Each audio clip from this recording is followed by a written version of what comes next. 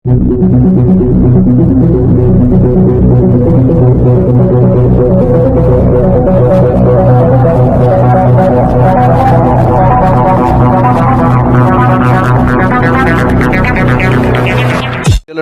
చేసి ఇది కంప్లీట్గా చేయకపోవడంతో నేను పెట్టిన 30 లక్షలే కాకుండా దాదాపుగా ఇంకా 25 లక్షల రూపాయలు ఇప్పుడు కూడా ఎక్స్ట్రా పని చేయడం జరిగింది. ఇక్కడ ఎస్టిమేషన్లు కూడా ఇంజనీర్లు కూడా వేయడం జరిగింది. అంటే 55 లక్షల రూపాయల ప్రజాధనాన్ని దుర్వినియోగం అయిపోయింది. నేను సొంతం ఇచ్చినటువంటి 30 లక్షల రూపాయలు మట్టిలో పోసినట్టు అయిపోయింది. ఇదంతా అయిపోయిన తర్వాత ఎన్నోసార్లు కూడా నేను విన్నవించినాను వాళ్ళకు, ఇక్కడ కట్టండి, దీన్ని కంప్లీట్ చేయండి, పేరు ఎవరు చేసినా మీకే మంచి పేరు వస్తుంది, ప్రజలకు అవుతుంది, తొందరగా చేస్తే దాదాపుగా సంవత్సరానికి 250 నుంచి 300 కుటుంబాల పెళ్లిళ్ళు పేదవాళ్ళకి సహాయం చేసినట్టు అవుతుంది. ఆ పేద ప్రజలందరూ కూడా ఇళ్ళ దగ్గర శామ్యానాలు వేసుకొని చిన్న చిన్న సందుల్లో పెళ్లిళ్ళు చేసుకోలేక, అటు ఫంక్షన్ హాళ్ళకు ఖరీదైనటువంటి ఫంక్షన్ హాల్లో పోయి పెట్టుకోలేక ఇబ్బందులు పడుతున్నారని చెప్పినప్పటికీ కూడా గాలికి చెవిని పెట్టి కేవలం నేను మొదలు పెట్టానని కక్ష సాధింపు చర్యలో భాగంగా నాటి ఎమ్మెల్యే కాటసాని రామిరెడ్డి వికృతంగా ప్రవర్తించి ఆ రోజు కక్ష సాధింపు చర్యలని ఈ యొక్క ప్రాజెక్టును ఆపడం జరిగింది. ఈ షాదీఖానాను ఎవడు ఎంతమంది ఏమి చెప్పినా భగవంతుడు గొప్పవాడు, ఆ అల్లా గొప్పవాడు. వాళ్ళ ఆశీర్వాదంతో మళ్ళీ ప్రభుత్వం నాదే వచ్చింది. మళ్ళీ నన్నే బనగానపల్లె పట్టణ ప్రజలు కానీ నియోజక ప్రజలు కూడా అత్యధిక మెజార్టీ ఇచ్చారు. కాబట్టి బనగానపల్లె మైనార్టీ సోదరుల రుణం తీర్చుకోవాల్సిన బాధ్యత నాకుంది.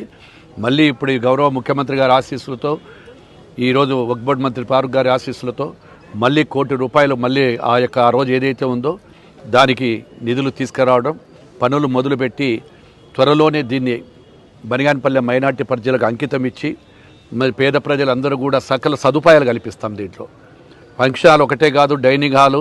గత తెలుగుదేశం ప్రభుత్వంలో నాటి గౌరవ ముఖ్యమంత్రి శ్రీ చంద్రబాబు నాయుడు గారు, నాటి ఈ యొక్క వక్ఫ్ బోర్డు సంబంధించినటువంటి మంత్రి శ్రీ ఫారూక్ చేతుల గారి ఆశీస్సులతో బనగానపల్లె పట్టణంలో ₹1 ప్రభుత్వం ఇచ్చినటువంటి నిధులు, అదేవిధంగా నా సొంత నిధులు ₹30 లక్షల ప్రభుత్వానికి డీడీ రూపంలో నేను చెల్లించడం జరిగింది. దాని తర్వాత ఈ యొక్క కార్యక్రమాన్ని మొదలుపెట్టి ఏదైతే బనగానపల్లె పట్టణ ప్రజలు, ముస్లిం మైనార్టీ సోదరులు, చాలామంది పేదవాళ్ళు ఉన్నారు, వాళ్ళందరూ కూడా కళ్యాణ మండపాలకు వెళ్ళి పెళ్ళిళ్ళు చేసుకోవాలంటే చాలా ఇబ్బందులు ఎదురవుతున్నాయి. మైనార్టీ జనాభా ఎక్కువగా ఉండేటువంటి ఈ ప్రాంతానికి ఏదైనా చేయాలి, వీళ్ళకి ఆ ప్రాంతవాసులకు న్యాయం చేయాలనేటువంటి ఉద్దేశంతో నేను ఒక దృఢ సంకల్పంతో నా సొంత డబ్బులు ₹30 లక్షల ఈ యొక్క నిధులు ₹1,30,00,000తో ఈ కార్యక్రమం చేపట్టడం జరిగింది. దురదృష్టవశాత్తు ఈ కార్యక్రమం మొదలుపెట్టిన తర్వాత ప్రభుత్వం కూడా రాకపోవడము, ఎన్నికల్లో నేను ఓడిపోవడంతో ఏదైతే ప్రభుత్వాలలో ఏదైనా ఒక గత ప్రభుత్వంలో మొదలుపెట్టినటువంటి పనులు వచ్చిన ప్రభుత్వం కానీ మళ్ళీ మళ్ళీ నెక్స్ట్ ఎన్నికైనటువంటి శాసనసభ్యులు కానీ ఆ కార్యక్రమాన్ని కంప్లీట్ చేస్తారు.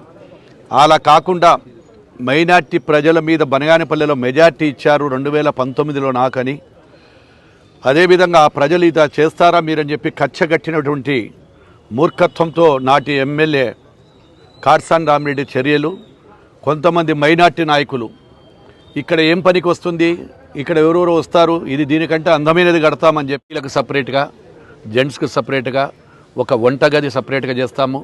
అదేవిధంగా కాంపౌండ్ వాల్ కూడా లేదు ఎస్టిమేషన్లో, కాంపౌండ్ వాల్ను కూడా నిర్మించాలని చెప్పి ఇప్పుడే ఆలోచనకు వచ్చింది.